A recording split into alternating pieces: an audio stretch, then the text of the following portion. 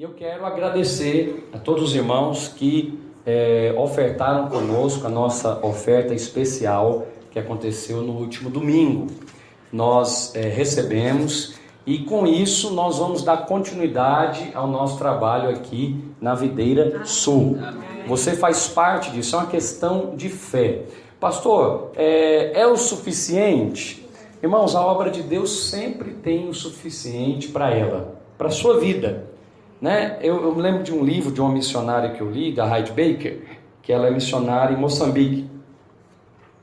E ela fala isso, sempre haverá o suficiente. Então, hoje eu queria abençoar você, eu queria abençoar cada um dos nossos irmãos aqui com essa provisão completa. Provisão não é só dinheiro, provisão completa é provisão de paz. Tem gente que tem muito dinheiro, mas não tem paz. Então, provisão, quando fala de provisão, a primeira associação que nós fazemos é finanças. Mas não é. Então, tem gente que tem muita finanças, muita, entre aspas, paz, mas não tem saúde. Não é verdade? Então, ele tem todo o dinheiro necessário para fazer o tratamento, mas não há tratamento. Com isso, ele não tem prosperidade. Porque a prosperidade bíblica é a provisão para aquilo que você precisa. Você está entendendo? Prosperidade bíblica, às vezes, não tem a ver com riqueza. Uma coisa é ser rico, outra coisa é ser próspero. Vou te dar um conceito básico, diferença de prosperidade e de riqueza. Riqueza é ter dinheiro para comprar um colchão de 80 mil reais. Que existe, tranquilo. Um colchão de 80 mil reais. Mas a prosperidade é ter sono para dormir nele. Não é verdade? Não adianta você ter a riqueza sem ter a prosperidade. Às vezes a pessoa não tem a riqueza, mas ela tem um sono invejável. Você talvez, ou pessoas que nós conhecemos, tem a riqueza para comer aonde ela quiser, nem em Belo Horizonte, qualquer lugar do país. Vamos almoçar lá no Rio de Janeiro? Vamos. Tem o dinheiro para almoçar no Rio de Janeiro, mas chega lá não tem apetite, ou não tem companhia. Então, provisão divina, bíblica, do Novo Testamento, é ter aquilo que você precisa para realizar o propósito de Deus. Então, se eu preciso hoje de vós para realizar esta obra aqui, eu creio que é isso que eu terei. Amém? Você crê nisso? Então é assim que vai ser. Gálatas capítulo 2 e versículo 15. Na semana passada nós estudamos Gálatas capítulo 2 e até o versículo de 1 a 15. E hoje eu gostaria de me deter com os irmãos na justificação. Para isso, nós estamos sem projeção aqui hoje por um problema técnico, mas eu queria que você abrisse comigo em Gálatas capítulo 2, versículos de 15 a 21. É muito importante você ler conosco, Gálatas capítulo 2, versículo 15 a 21. E eu gostaria de aproveitar os dias dos humildes começos aqui da Videira Sul. E queria que você perguntasse. Ora, nós estamos num estudo diferente de uma pregação. A pregação, né, um fala e todos os demais ouvem. Num estudo, especialmente numa sala como essa, que temos ainda um número pequeno de pessoas, você pode perguntar, arguir, questionar, não tem problema. É possível fazer isso agora, nesse momento, mas você precisa aproveitar, porque talvez a sua dúvida vai nos abençoar muito, porque nós estamos gerando aqui uma obra para Deus. Então eu quero louvar a Deus por essa equipe aqui de louvor, porque é a prova de que é possível gerar. Amém. Gerar é sempre mais difícil, não é? O melhor é fazer, o melhor é contratar. Vamos contratar uma equipe de louvor, Lucas? Boa, profissional. Aí eles tocam para nós aqui todo domingo de manhã, que coisa maravilhosa. Né? O pastor fica livre de preocupação. Mas isso é só uma contratação, um serviço prestado. Não é igreja. A igreja não deveria fazer isso. Não condeno, conheço colegas pastores que fazem. Sabe por que fazem? Porque não aguenta gerar. Cansou. Sabe aquele negócio de cansar? Dá problema, dá defeito, de esquecer, aí esquece instrumento, esquece não sei o quê. Isso dá faringite na gente, irmão. Não é, doutor? Dá faringite na gente. Aí você fala, quer saber de uma coisa? Eu vou pagar uma pessoa que ele vem. Ótimo, é uma escolha, na minha opinião não é melhor. A melhor escolha é sempre gerar filhos para Deus. Ainda que seja mais trabalhoso. Muito mais trabalhoso. Muito mais paciência. Mas é o Evangelho. O apóstolo Paulo, a quem nós estamos lendo aqui uma das suas cartas, ele falou, né, que eu sofro de novo as dores de parto, até que Cristo seja gerado em vós. Demora para Cristo ser gerado. O novo nascimento é instantâneo. O novo nascimento é fruto da oração pela graça mediante a fé. Mas gerar Cristo no irmão, isso é uma obra do Espírito Santo. Naturalmente já dura 9 meses. Espiritualmente, então, com certeza é muito mais do que 9 meses. Pode ser anos. Você vai gerando Cristo naquele irmão. Aí o apóstolo Paulo em Efésios fala, aquele que roubava, não roube mais, antes que as suas próprias mãos trabalhem. Aquele que mentia, não minta mais. Ele está falando isso para quem, Ageu? Para os ímpios lá de fora? Pasme, está falando para a igreja em Éfeso, na Turquia. Significa que ele está falando, irmão da igreja, para de roubar. Eu tive uma experiência tão tremenda assim, quando eu era pastor lá em Goiânia, pastor novo, né? Aí eu fiz um evento lá, de lanchonete, essas coisas. Aí quando acabou o evento, todos os freezers ficaram lá do lado de fora, né? Aí eu peguei e passei. Falei, gente, esses freezers estão aqui de fora e tal, igreja, né? Todo mundo irmão, deixa eles aí. Aleluia. O que você acha que tinha lá no outro dia? Nada. Os irmãos, eles foram lá e beberam tudo. Aquele que roubava, não roube mais. Aí o irmãozinho pensa, é da igreja mesmo, né? Aleluia, é nosso. Isso aqui é uma associação, é tudo nosso. Foi lá e tomaram todos os refrigerantes. Aí o pastor Aloysio ria de mim, ficava rolando de rir de mim. Eu falei, tá vendo, irmão? Isso aí é o Novo Testamento. Tem que ensinar para os irmãos. Então nós vamos aqui ensinar. Você pode me interromper e fazer perguntas, amém? Então para isso, para me ajudar também aqui, eu queria que alguém lesse capítulo 2 de Gálatas, do versículo 15 ao 21. Por gentileza, em nome de Jesus.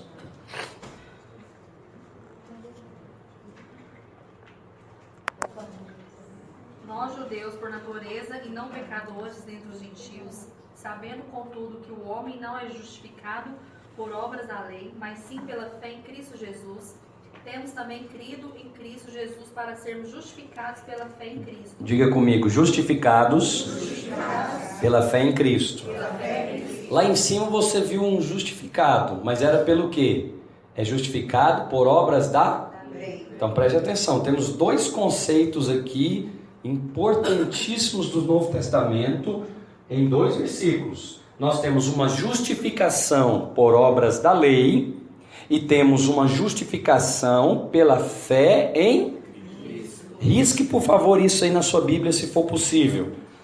Nós, judeus, por natureza, quer dizer, por nascimento, e não pecadores dentre os gentios. O apóstolo está dizendo assim, nós somos privilegiados, entendeu? Nós não somos como esse povo aí. Nós somos judeus por natureza. Não somos pecadores. Aí o apóstolo vem e faz uma correção no entendimento dos judeus. Sabendo, contudo, que o homem não é justificado por obras da lei. O que seria obras da lei? O que seria ser justificado pelas obras da lei? Bem, irmãos, sem sombra de dúvida, o povo judeu é um povo abençoado. Porque os dons de Deus e a sua bênção são irrevogáveis. Me dê o nome de um atleta judeu que ganhou medalha olímpica, ganhou prêmio mundial. Um nome só. Atleta judeu. Sabe o nome de algum? Se lembra? Medalhista? Algum? Não. Nem eu. Mas me dê o nome de um prêmio Nobel que é judeu. Einstein era judeu, né? Freud era judeu. O que mais? Aquele da GE, General Electric, judeu também. Enfim, na área do conhecimento, você terá mais de 70% dos prêmios Nobel são dados a judeus. Você conhece algum judeu pobre? Eu conheço aqui em Belo Horizonte alguns. Não conheço nenhum assim que está precisando de ajuda. Né? Não conheço. O mercado financeiro do mundo está na mão desse povo. Né? O conhecimento tecnológico, você pensa que Israel vive de turismo. Não é. Já fui lá algumas vezes. Israel vive de tecnologia de ponta. Né? É o conhecimento que é a arma do judeu. Então isso ensoberbece este povo, especialmente porque as 3 maiores religiões do mundo, incluindo o islamismo, o cristianismo e o judaísmo, veneram os seus patriarcas, que é Abraão, Isaac e Jacó, todos os 3. Nós fazemos referências, pregações, leituras a respeito do patriarca, da história deles. Você conta história em quadrinho para os seus meninos, eles contam a história da Bíblia para os meninos dele. Davi fez isso, Davi era daqui, ó. Você vai lá, anda lá nos lugares de Israel e você vê, ó, aqui nasceu o rei Davi, ali está enterrado o rei Davi, aqui tá, quer dizer, a história é vívida e o mundo inteiro vai lá para ver, para pesquisar, etc. Ora, é claro que isso é uma bênção isso. Todavia o apóstolo Paulo diz, não se ensoberbeçam, não acham que vocês são os melhores. Isso anda muito perto de nós, porque nós evangélicos temos esse risco constante de acharmos que somos justificados pelas obras da lei. Fala comigo, obras da lei. Se pudéssemos fazer um xizinho, seria obras da lei versus obras da fé. Obras da lei é tudo que você faz por merecimento, por obras, né, que nós praticamos. Então, eu acho que eu sou abençoado porque eu faço isto ou aquilo. Fulano é abençoado porque fez isto ou aquilo. Por exemplo, não, eu sou abençoado porque eu vou ao culto todos os domingos. Eu sou praticante, eu sou ofertante, eu sou dizimista. Todos nós deveríamos fazer todas essas coisas, sem colocar a nossa fé nelas. E também, sem achar que, pelo fato de não fazê-las, seremos amaldiçoados. Então o apóstolo aqui vai nos ensinar, sabendo contudo, fala comigo, que o homem não é justificado por obras da lei. Mas os crentes insistem nessa teologia. Quem dá mais, recebe mais. Quem jejua mais, está mais perto de Deus. Quem faz mais horas de oração, está mais santo. Ora, irmãos, então nós sabemos que, e a teologia que nos foi implantada, teologia romana, diz que o pobre está mais perto de Deus, porque ele é mais humilde. Pobreza não tem relação com humildade, porque você deve conhecer pobre arrogante, que você vai ajudá-lo e ele te rejeita. O que é isso? Você está achando o quê? Não estou achando nada, eu só estou te dando, você não quer essa miséria aqui não. Flamengo, está vendo? Isso não é. E você também tem o inverso, né? Que a riqueza não é sinalzinho de igual à arrogância. Mas a teologia colocou isso na nossa cabeça, que o pobre está mais perto de Deus. Não é verdade. E isso é um impedimento para você prosperar, sabia? Nós achamos que todo mundo que prospera é arrogante. E isso inconscientemente nos impede de relacionar com Deus. É uma obra da lei. Continue comigo. E sim, mediante a fé em Cristo. Então, sabendo contudo que o homem não é justificado por obras da lei. Como que o homem é justificado? Fala comigo. Mediante a fé em Cristo Jesus. Então, lembra disso. Qualquer coisa que você fizer por merecimento é obra da lei. Agora preste atenção. Eu estou falando do seu relacionamento com Deus, tá bom? Não estou falando do seu relacionamento profissional, não do seu relacionamento cognitivo, do seu relacionamento lá com o mundo. Nós estamos tratando aqui de um relacionamento com Deus, porque lá no seu serviço você tem que fazer por merecer. Lá não funciona a regra da justificação pela graça, porque digno é o trabalhador do seu salário, e o preguiçoso da sua miséria. Ele é digno da miséria dele, porque é preguiçoso. Então, lembre-se, às vezes algumas pessoas querem aplicar o evangelho ao mundo secular. O evangelho é para o mundo, para a salvação, mas é para nós, para a edificação. Então não posso aqui aplicar isso que eu estou ensinando para os irmãos, que a justificação é só pela fé, lá no seu trabalho. Não, pela fé, eu não vou comparecer nem um dia ao meu serviço e vou receber salário. Você vai ser demitido, filho. Eu sou o primeiro a recomendar que o seu patrão te demita. Você está fazendo um desserviço à classe, à bancada evangélica, né? Está acrescentando mal a nossa, vamos dizer assim, classe. Não, você lá fora deve fazer as obras por merecer. Eu vou ser o primeiro a chegar, vou trabalhar direitinho, vou trabalhar com empenho para receber a recompensa. Agora, isso aplicado a Deus não funciona. Não, eu vou aqui buscar a Deus muito, porque então e somente então Ele me abençoará. Isso funcionava. Quando é que funcionava? Exatamente. Quando que funcionava? Lembra que o pastor Adriano falou aqui em Deuteronômio 28? Né? A promulgação das bênçãos da obediência e da maldição, que foram promulgadas em 2 montes, né? Da obediência e da maldição. Portanto, o relacionamento que você tem e eu tenho com Deus é exclusivamente mediante a fé. Também temos crido em Jesus Cristo para que fossem justificados pela fé em Cristo e não por obras da lei. Pois, novamente, olha a ênfase. Novamente, pois por obras da lei, fala comigo, ninguém será justificado. Por favor, Carolina, continua a leitura, por gentileza. 17. Uhum. Mas se procuramos ser justificados em Cristo, fomos nós mesmos também achados pecadores. É porventura Cristo ministro do pecado? De modo nenhum, porque se tornam a edificar aquilo que destruí, constituo-me a mim mesmo transgressor, pois eu pela lei morri para a lei, a fim de viver para Deus. Já estou crucificado com Cristo, e vivo não mais eu, mas Cristo vive em mim. E a vida que agora eu vivo da carne, vivo na fé do Filho de Deus, o qual me amou e se entregou a si mesmo por mim.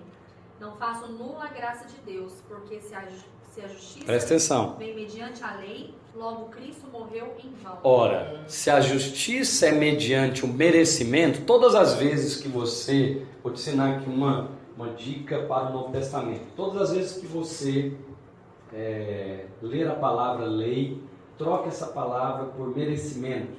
Então, a escritura ficaria assim, não anula a graça de Deus. O que pode anular a graça de Deus? Se a justiça é mediante o merecimento, segue-se que Cristo morreu em vão. Como assim? Qual é a lógica? Ora, se então eu sou justificado diante de Deus pelas obras que eu realizo, por que eu preciso de Cristo? Por que eu preciso de Cristo? O apóstolo está colocando um argumento muito básico, né? Isso aqui é chamado de diatrible. Quer dizer, ele mesmo faz a pergunta para dar a doutrina. Você pode observar isso no versículo 17. Mas se procurando ser justificado em Cristo, fomos nós mesmos também achados pecadores, dar-se-á o caso de Cristo ser ministro do pecado? Quer dizer, então Cristo é que está ministrando o pecado em nós para nós aproximarmos dele? De modo nenhum. Ele mesmo faz a pergunta e responde. Mas o versículo 21 é contundente. Eu não anulo a graça de Deus. Olha que conceito maravilhoso. Quando você anula a graça de Deus, então? Quando você faz algo por merecer. Se você pensou assim, eu vou dar essa oferta especial para a videira, porque aí Deus vai me abençoar. Você pode até pensar isso, mas está errado. Deus não vai abençoar porque você fez uma obra, porque você está dizendo assim, eu sou merecedor. Se você pensa assim, você tem que se tornar espírita, porque assim é a doutrina kardecista, não é? Eu faço obras para que por meio destas obras sociais, enfim, beneficentes, obras de caridade, eu vou obter o favor divino. Essa é a doutrina. Quer dizer, Cristo morreu em vão? Cadê Cristo? O Cristo é, como dizem os muçulmanos, é um profeta iluminado. Então não preciso de Cristo. O único que considera Cristo a essência da sua vida é o cristianismo. Por isso que o apóstolo Paulo fala: eu vivo pela vida de Cristo. Olha só, versículo 19. Porque eu morri para a lei. Fala, eu morri para a lei. Então você morreu para o merecimento, a fim de viver para Deus. Como que se vive para Deus? Por intermédio de Cristo. Então vai aí uma conclusão para você. Tudo que é feito para Deus só tem um único caminho. Qual? Cristo. Não é mais a lei. Leia-se hoje o merecimento. Não, olha, eu vou tocar aqui na frente e o pastor precisa me reconhecer, né? Eu vou ministrar uma palavra para ter reconhecimento, para ter cargo na igreja, para ter ministério na igreja. Tudo isso está fora de Cristo, está na base do merecimento. Não é obra de Deus. Obra de Deus é aquilo que é feito pela fé em Cristo, e de Cristo eu receberei a recompensa. Está compreendendo, irmãos? Então todas as vezes que você faz por merecer, anulou a graça. Olha só, olha o versículo 21. Eu não anulo a graça de Deus, pois se a justiça é mediante o merecimento, vamos parafrasear o versículo 21. Eu não anulo o favor imerecido de Deus. A graça de Deus é o favor? Lembra dos conceitos de graça, misericórdia e justiça? Deixa eu dar o conceito para você. Justiça, misericórdia e graças. Isso aqui é uma ascendente. Então a justiça está na base. Até o ímpio, ele deseja justiça. O que é justiça? Traduz para mim. A justiça temos uma lei. Se você infringir a lei, você será devidamente julgado e penalizado. A base do direito moderno é o cristianismo, é o direito lá romano. Então fez, recebeu, foi julgado, recebeu. Isso é justiça. Aí eu encontro muitos crentes que eles não vivem por Cristo, eles vivem pela justiça. Eles pegam e falam: o irmão não veio, então está fora. Está vendo? Já sentenciou sem ouvi-lo. Esse julgamento é indevido. Ele não ouviu o irmão, mas ele já sentenciou e já colocou a condenação. O irmão não veio hoje no culto, não veio hoje na célula, próxima vez ele não vai ter mais oportunidade de cantar. Ele foi julgado e sentenciado sem ser ouvido. Nem as pessoas que cometem crimes hediondos aí fora devem ser assim. A vergonha é tão grande que o apóstolo Paulo diz: será que não tem alguém maduro entre vós que dá para julgar os irmãos? Mas um irmão tem que levar o outro para o tribunal e perante os ímpios. Quer dizer, será que não dá para resolver isso aí dentro do corpo de Cristo? Tem que levar para um ímpio julgar entre vocês. Quer dizer que nem na base da justiça vocês estão, tá? Aquém da justiça. Temos uma lei superior, mediana, que é a misericórdia. Então justiça, fala comigo, justiça é receber o que é devido. Agora, o que é misericórdia?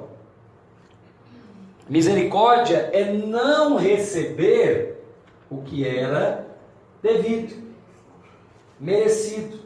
É não receber. Então, vai ser julgado, vai ser condenado. Mas eu decido não dar a condenação. Ele tem a consciência do erro, ele tem a consciência do fato, mas não tem a penalidade. É por isso que as pessoas clamavam por misericórdia. Quer dizer, eu sei que eu errei. Aí no Velho Testamento pegava na ponta do altar, né? Ele tem aquele cântico, agarra na ponta do altar. Por quê? Porque se você pegasse lá na ponta do altar, ninguém podia fazer nada com você.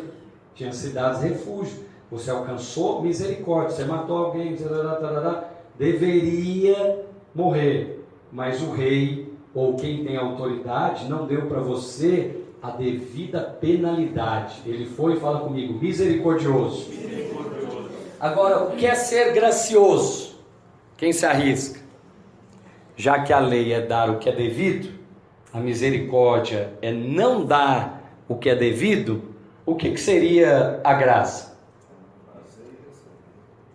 A graça seria o seguinte, deixa eu dar uma ilustração para você. O garoto não tem carteira. Ele pegou o carro do seu pai, escondido, para dar uma volta no quarteirão. Mas quando ele foi fazer isso, ele, ao dar a ré, ele bateu no carro do vizinho. Ficou nervoso e aí ele acelerou e bateu no muro da frente. Amassou o carro do vizinho e derrubou o muro do outro vizinho. Justiça. O que seria justo nesse caso? Que o menino, o garoto, fosse penalizado e pagasse o quê? Os prejuízos. Você acha que é justo? Ressarcisse lá os danos. É justo? Sim, é justo. O pai, o menino, acho que ficaria satisfeito com a penalidade e o garoto também. Só que o pai perderia talvez o veículo ou teria alguma outra penalidade aí, porque o menor está dirigindo. O que seria misericordioso? O vizinho chegou e falou assim: olha, faz o seguinte, estou vendo aí que isso aí foi porque seu menino queria dirigir, né? Eu também já tive filho, então faz o seguinte, você paga o prejuízo do seu carro, eu pago o meu muro e o outro vizinho paga o carro dele. Você achou que isso é mais do que justo? Sim ou não? Sim. Na verdade, ele abriu mão de receber o carro dele e o muro dele, né? Falou, não, faz o seguinte, paga só, eu já tive filho e tal, e paga só o seu carro, eu vou pagar o meu muro, eu já conversei com o vizinho aqui, ele vai pagar também o carro dele. Uau, fui misericordioso. Quem gostaria de receber essa misericórdia? Agora, vamos imaginar uma situação de alguém gracioso. Como é que seria esse vizinho gracioso? O vizinho viu, acudiu o rapaz, falou, calma, você está aí nervoso dentro do carro? Não, meu pai vai acabar comigo, meu pai, né, vai me matar e etc. Bem, vamos fazer o seguinte, pode deixar que a hora que seu pai chegar, eu mesmo vou conversar com ele. Eu vou até o seu pai e vou dizer que você fez isso, você errou, mas que eu estou tocado, eu quero te abençoar. Então eu vou consertar o seu carro, eu vou assumir o conserto do meu carro, eu vou pagar o muro do vizinho. É muito melhor ou não? Agora não acabei não, porque a graça é uma coisa escandalizadora. Se alguém fizesse isso, seria assim uma pessoa boníssima, maravilhosa, que não dá nem para nós imaginarmos. Você consegue imaginar alguém? Nem você mesmo faria. Eu não faria isso. Você faria? Não. Você está vendo? Nós estamos bem distantes da graça. Agora é o seguinte, eu não só vou pagar o seu carro, vou consertar o do vizinho, vou refazer o muro, mas eu vou pagar a autoescola para você aprender a dirigir, filho. E vou com você até o final para você tirar a carteira, porque nunca mais você vai bater no carro de ninguém. Dá para imaginar isso? Não, não dá para imaginar, é coisa de filme. Não parece coisa de filme na sua cabeça? Na minha parece. Todas as vezes que eu dou esse exemplo, assim, não dá para imaginar nem no filme, né? Eu fico tentando fazer esforço, aquele velhinho e tal, aposentado, que já criou todo mundo, e o menino lá baguncento, ele falou, não, vou com você até o final agora, e vou tirar a sua carteira. Ah, eu esqueci de um detalhe, quando você tirar a carteira, eu vou te dar um carro zero. Mas é isso, irmãos, é isso. Fala comigo, a graça é o favor imerecido. Então, meus amados, não anule a graça de Deus. Pergunta para o irmão que está do seu lado aí. Você quer justiça, misericórdia ou graça? Você quer graça? Então plante graça. Se você quer viver, por isso que Jesus mandou Pedro guardar a espada. Porque quem usa a espada vai viver pela espada. Então a espada é o seguinte: Errou comigo, é só uma vez. Falhou, é outra vez. Não, cortou o relacionamento, é espada. É uma opção sua. Se você quer usar a espada, lembre-se, você viverá pela espada. Se você quer ir um pouco além, seja misericordioso. Faça para os outros aquilo que eles não estão esperando. Ele já está esperando aquela condenação. Não dê o que é devido.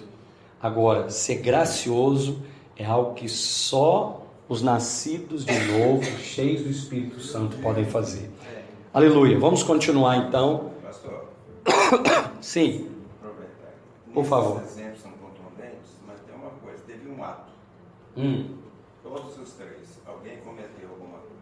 Verdade. Mas você não precisa do ato para receber a graça.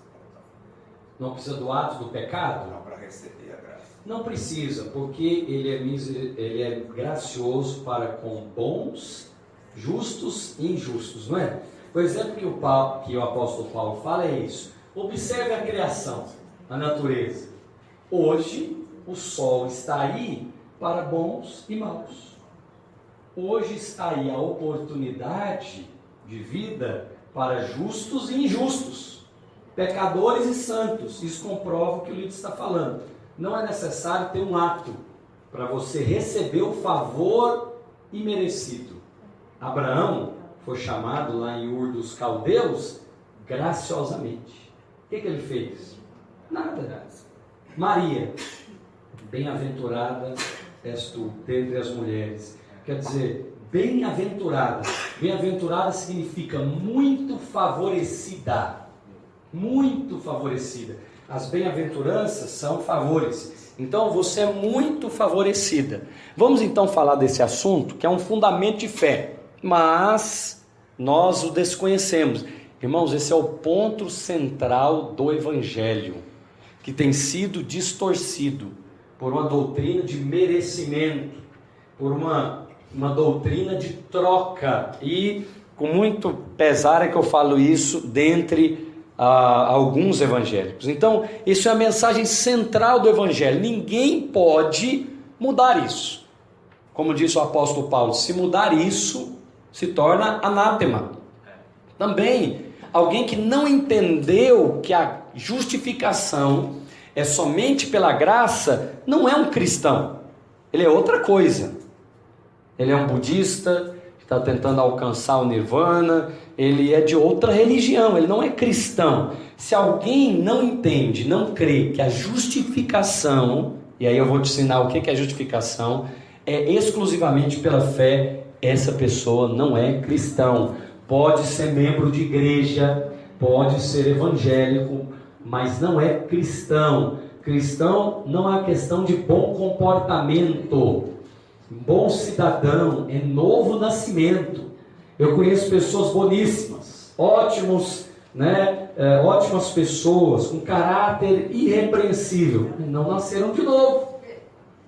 O problema é que às vezes nós reduzimos o cristianismo a bom comportamento, a padrões morais e éticos. Não, cristianismo não é um conjunto de regras, é uma vida. Por isso que o apóstolo disse: eu morri para a lei, a fim de viver para Deus, em Cristo Jesus. Então, vamos avançar. Se alguém não creu na justificação pela fé, não é cristão.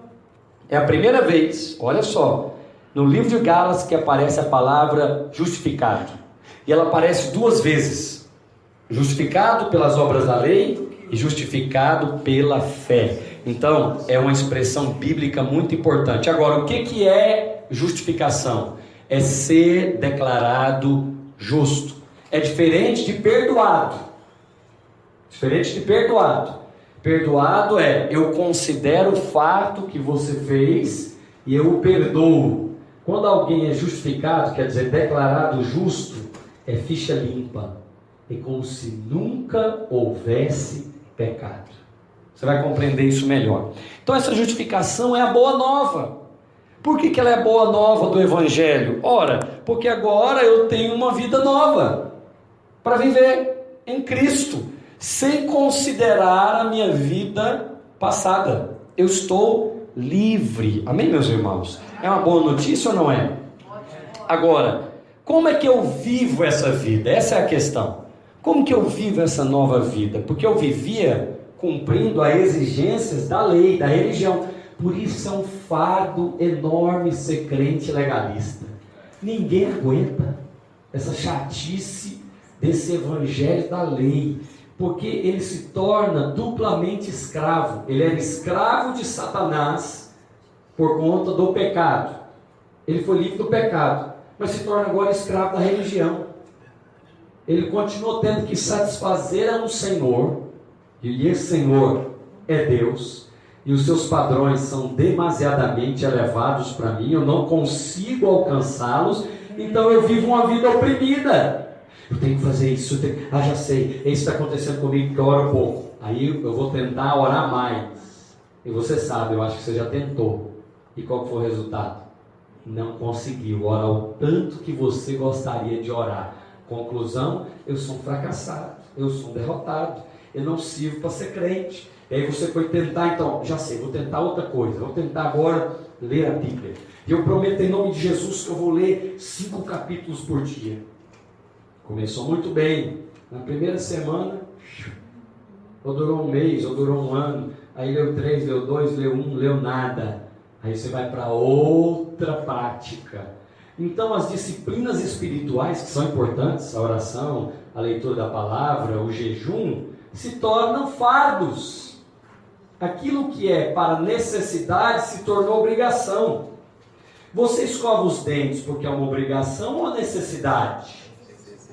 Quando você era criança, é porque era uma obrigação. Não é, Dedé? Mini, Dudu, não é? Não? Ah, não, né? Deixa quieto então. Não é? Era, quando você é criança na fé, você precisa de um tutor mais maduro para ensinar a criança o que ela precisa fazer para o benefício dela. Esse foi o motivo de Deus dar a lei. Porque algumas pessoas perguntam, olha, daqui a pouco eu chego lá. Por que então, pastor, a lei é maligna? Não, ela funciona dessa maneira. A lei é como uma mãe que vai tutoriar os seus filhos, ensinando-os a palavra de Deus, as disciplinas espirituais, com o alvo de que elas se tornem maduras e não haja mais necessidade da lei, porque agora elas já sabem viver em Cristo. Então a oração já foi para mim um fardo, hoje ela é uma necessidade. Quando eu não oro, eu não sinto oprimido, né? Mas eu sinto que tem algo faltando, eu preciso escovar os dentes, você está entendendo? Então, quando eu deixo de ler a Bíblia, eu não sinto que tem algo me oprimindo, eu sinto que eu preciso tomar banho. Aleluia. Você está me compreendendo? Então vamos avançar. Alguém leia para mim Romanos capítulo 3, versículo 24, por favor. Romanos 3, 24, aleluia. Outra vez justificados.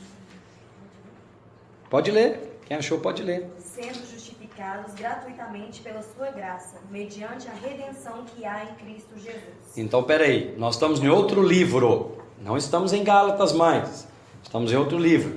E esse livro fala que somos justificados, de que maneira? Gratuitamente. Pelas obras, pelo bom comportamento, pela sua graça. E aí ele acrescenta, mediante a redenção. Você sabe o que significa redenção? Redenção é o seguinte, redenção é o resgate, é pagar o preço por algo.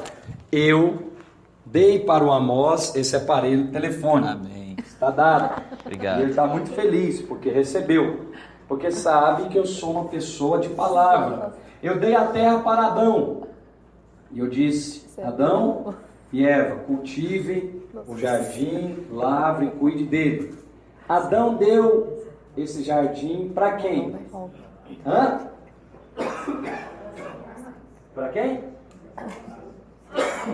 Ele deu para o diabo. Então agora, eu que sou Deus, posso ir lá e tomar de volta? Isso é justo? Exatamente. É isso que o diabo queria, né? Ele sabe que Deus não ia lá e tomar de volta o homem, porque o homem a si próprio se deu. Então, não pode ir lá e tomar o celular. Por quê? Porque ele deu. Bom, qual que é a única alternativa, então, agora, de eu ter de volta aquilo que era meu? O que vocês acham? Pagando o preço devido. Então, eu vou lá e vou resgatar. Qual que é o preço devido? É o preço de sangue, porque o sangue foi derramado. Então, eu vou ter que resgatar. Isso é a redenção. Agora, eu preciso fazer isso pelas vias legais. Eu não posso usar meus atributos de Deus, porque eu sou Deus, eu sou onisciente, eu sou onipresente. Satanás é uma criatura, facilmente poderia tirar das suas mãos, mas se eu faço isso, eu estou negando o meu caráter justo, e aí Deus seria injusto. Satanás então teria provado aquilo que ele falou para 1/3 das hostes celestiais, acusando Deus, dizendo, ele é injusto, ele quer o poder só para ele, e aí ele teria sucesso, mas sabemos que ele é um derrotado. Então imagine que um Deus é um Deus perfeito e declara alguém justo. Quando a Bíblia fala que você é justo, significa que Deus não vê em nós a iniquidade, e não atribui iniquidade, porque todos os nossos pecados foram cancelados na cruz. E hoje nós vamos celebrar a lembrança disso. E temos que nos lembrar constantemente. Fala para o irmão que está do seu lado, fala, você já foi perdoado. Fala para ele, mais do que isso, você foi justificado. Por que então que nós temos a lei? Já expliquei para os irmãos, porque a lei é para mostrar que o homem é pecador. Artigo 1º lá do Código Civil, e aí tem gente aqui que pode me ajudar, diz que o desconhecimento da lei não te exime da obrigação de cumpri-la. Aí eu sou índio, eu vim aqui para Belo Horizonte, jogou o índio aqui, tirou lá da mata, jogou aqui, e aí viu um primeiro na frente, a flecha matou o cidadão. Ô tadinho, ele é índio, ele não tem conhecimento da lei, não pode pôr a mão nele, não pode prender. Então o desconhecimento da lei não te exime do dever de cumpri-lo. Como eu pergunto para os irmãos, sabe o que o homem poderia falar para Deus? Olha, peraí Deus, eu não sabia o que era pecado, o senhor está aqui agora no tribunal, me acusando de algo que eu não sabia, ninguém me falou, ninguém me ensinou, ninguém me orientou, e agora o senhor vem me acusar, o senhor vem me condenar injustamente. Aonde é que está? Como que Jesus tratou com Satanás? Está? Por quê? Porque ali é um duelo de advogados. Não, peraí, está escrito. Ora, se está escrito, você deveria ter conhecido. Ah, mas eu não conhecia. Aí não é problema meu. Você descumpriu, mas a lei está aí. Eu não sabia que não podia dirigir com carteira, sem carteira, né? Então o senhor vai ser penalizado, porque a lei já foi promulgada. Quem está me entendendo? Amém. Por que então foi necessário Moisés promulgar a lei? Para que todos tivessem conhecimento daquilo que é o padrão de Deus. Aí tem uma boa pergunta que ninguém fez aqui. Faça então. Qual é a pergunta? Como que as pessoas então eram julgadas antes da lei? Né? Eles gostam de falar aí, e o povo que morreu antes de Cristo, né? A eras dos primatas, etc. Como que as primeiras civilizações, nós estamos falando aí de Moisés, né? Como que elas então serão julgadas? É Romanos capítulo 1, filho. Então Romanos capítulo 1 diz que Deus é tão tremendo e tão maravilhoso que colocou no homem a lei da consciência, sendo também confirmado pela natureza. porque capítulo 1 de Romanos diz que até pelas coisas criadas é perceptível que existe um Deus. E que esse Deus, ele tem certas regras que devem ser obedecidas. Por isso, a quem muito foi dado, diz a Escritura, o que será exigido? Você acha que o seu julgamento, uma pessoa que vive à luz do Novo Testamento, vai ser o mesmo julgamento daquelas pessoas que não tiveram a oportunidade de conhecer a própria lei? De maneira nenhuma. Isso é injusto, pois Deus é justo, e a palavra de Deus diz que todo homem é pecador, e essa é uma afirmação que está em toda a Bíblia, desde o Velho Testamento até o Novo Testamento. Todos pecaram, Romanos 3:23, e carecem da glória de Deus. Todo homem é pecador, mas quando não havia lei, o homem não sabia disso. O homem não sabia o que era o pecado, não havia norma, não havia lei. Deus então mandou a lei. E pela lei, ele então estabeleceu os valores. Todavia a lei tinha um propósito. Qual que era o propósito? Conduzir as crianças até um momento de transição. Os irmãos sabem disso, nós vivemos isso na nossa vida normal. As crianças têm que ser ensinadas, doutrinadas até um momento de transição para a fase adulta. Depois disso, o que você ensinou está ensinado, o que você falou está falado. Aí elas vão caminhar. Qual que era o alvo? Preste atenção que nós vamos fechar aqui para prepararmos a nossa ceia. Ora, Jesus veio na chamada plenitude dos tempos. Vamos falar um pouquinho de história. Naquela ocasião, todos os caminhos levavam a Roma. Naquela ocasião, toda a civilização conhecida podia caminhar em direção a Roma, podia caminhar em direção a Cristo. Então, Jesus veio na plenitude dos tempos, quando então toda a lei já tinha sido promulgada, falada, etc. Jesus vem. Qual que era o alvo? Que as crianças, a quem foram dadas as promessas, os judeus, clamassem por Cristo. Qual que é o alvo da lei? É mostrar que você não consegue cumpri-la. E ao mostrar que você não consegue cumprir a lei, o que deveríamos fazer? Clamar por um Salvador. Não é isso que acontece hoje, na prática? Quando você não consegue cumprir o prometido, o que você faz? Você pede ajuda. Você fala, meu Deus, me ajuda, eu não consigo vencer o pecado, eu não consigo vencer, né, essa questão. Me ajuda. Só que os judeus rejeitaram a promessa, rejeitaram a ajuda do alto. E olha que ele ficou falando, pregando, mostrando com sinais miraculosos, mostrando que era o Messias, falando do Evangelho, provando, insistindo, até que chegou um tempo que a rejeição foi completa. A rejeição não foi imediata, a rejeição foi completa. Você vê claramente isso no Velho Testamento, você vê claramente isso no Novo Testamento. Quando foi no Velho Testamento? Quando o Monte Sinai, lá pegando em chamas, Deus chama o povo, todo o povo, e queria falar com o povo. O que o povo falou para Moisés? Não fale o Senhor conosco. Fale você com Deus e conte. Ali a rejeição foi completa, estabelecida.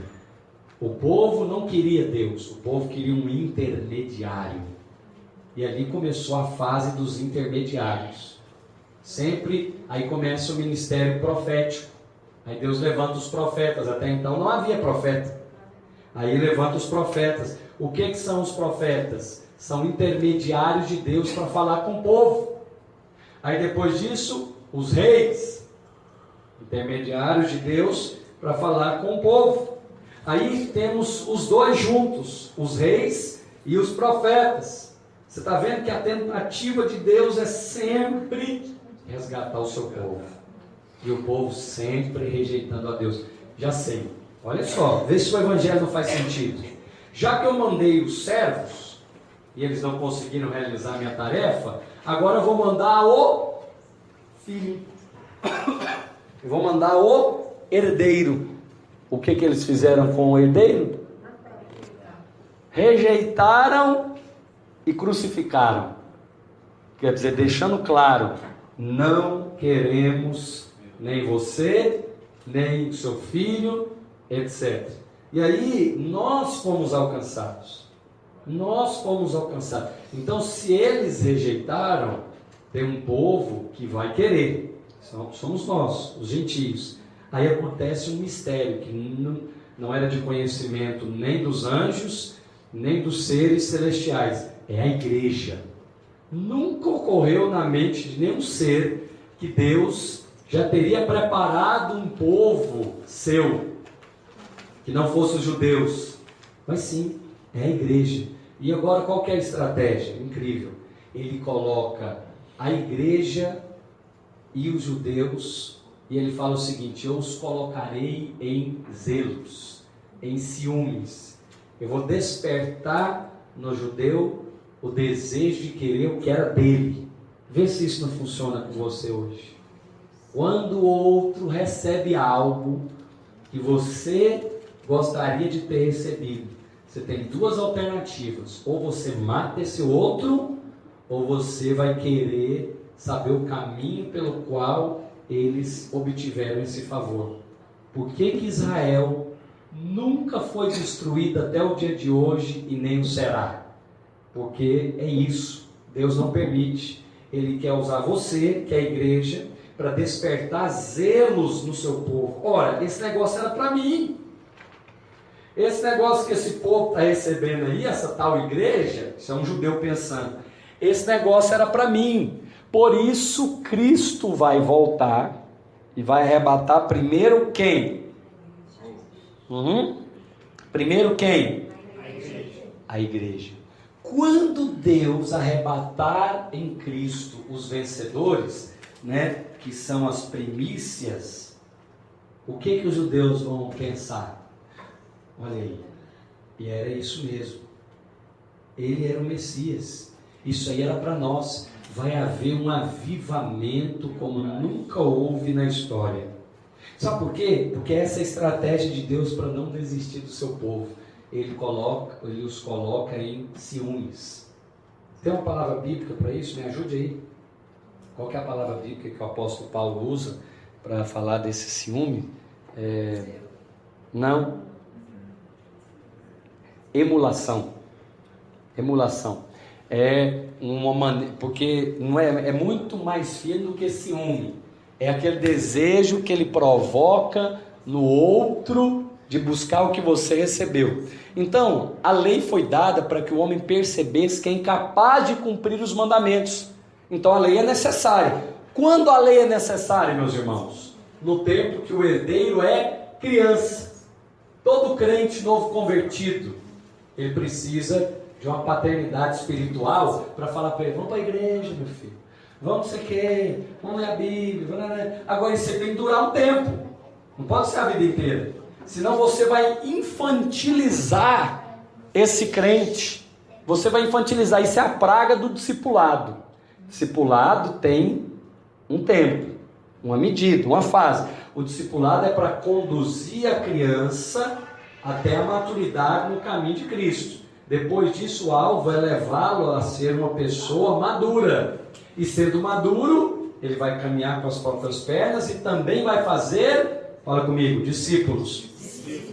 O problema é que quando você acha que o discípulo é seu pro resto da vida. Fulano é meu discípulo e não pode andar com ninguém mais. Isso é terrível, desculpe. Então, o resumo da lei são os 10 mandamentos. E parece que não é tão fácil de cumprir assim. Você já tentou viver pela lei? Sim ou não? Se não tentou, todo crente precisa passar. Como é que é a sequência bíblica? Primeiro vem Jesus ou Moisés? Na sequência bíblica, Gênesis, Êxodo, É assim na vida cristã. Primeiro vem a lei, depois vem a graça. Todo crente precisa passar pela experiência da lei, para ele concluir: não consigo mudar meu marido, não consigo mudar minha família, não consigo mudar essa situação. Aliás, eu não consigo mudar nem a mim mesmo. Então, se você ainda não passou por essa experiência da lei, por favor, passe, porque é necessário para você chegar à maturidade da graça de Deus. Amém? Vamos ficar de pé, em nome de Jesus. Nós vamos aqui chamar a nossa equipe de louvor maravilhosa, que eu quero orar por ela. Estou muito feliz por Cristo nos abençoar com essa equipe, com esses irmãos. Eu queria servir para você a ceia do Senhor. Quero chamar aqui o obreiro Daniel, ele vai me ajudar, que Cristo me deu essa graça maravilhosa de compartilhar a palavra com os irmãos. Maravilha, Deus é bom. Lembra que eu te falei, o Evangelho é para ser experimentado. Você está achando, não, pastor, tá bom, tá bem, não está nem tossindo nada. Isso aqui é obra do Espírito Santo. Mas é para que você saiba que o Evangelho é para ser praticado. Então hoje eu queria fazer uma oração com os irmãos. Eu queria tomar com você a ceia da nova aliança. Vamos ministrar um cântico? Enquanto os irmãos distribuem a ceia, você pode cear conosco, em nome de Jesus.